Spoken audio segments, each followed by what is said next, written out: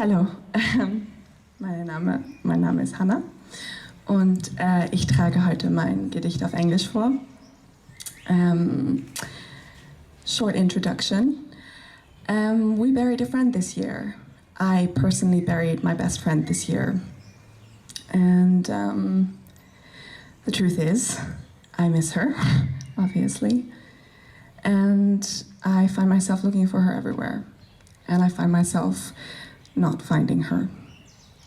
And when I sat down to write this poem, I knew I wanted to be about this. I knew I wanted it to be about sadness. I knew I wanted it to be about her. And I knew I wanted it to be about something that I couldn't say in any other way. Because the weeks and months after I got back to school, after this had happened, everything had changed, but nothing had changed. We were still learning about the same revolution in history. We were still talking about the same mathematical equations in maths, and we were still talking about the same chemical reactions as though my best friend wasn't dead. And so I started drawing. I started drawing panic flowers. They would start with a tiny dot in the middle of the page, and then they would spread petal by petal out across the page until I had pages and pages filled with panic flowers. And so when I sat down to write this poem, I didn't just sit down to write it about the girl who drew panic flowers. I sat down to write it about the people who watched her draw them, about the people who tried but could not help, about the people who grieved with her, about the people who said the right thing and who said the wrong thing and who said nothing at all. So this is for us, and this is for her. Panic flowers. A city is built with paper and pen.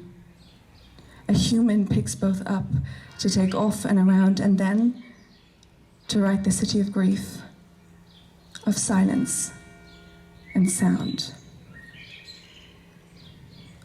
The hand that held mine is dust now. The lungs that made mine laugh don't breathe anymore.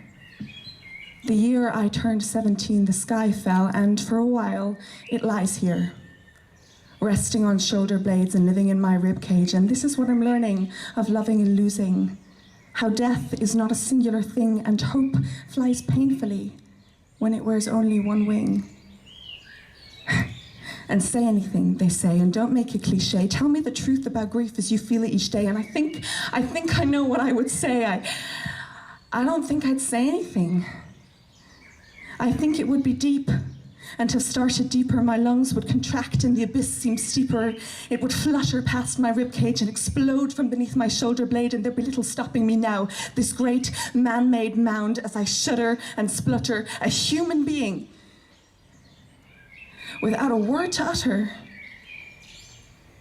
And I would never stop or be silenced like death, when all I really want is my best friend's tired breath pressed to my ear in a hug.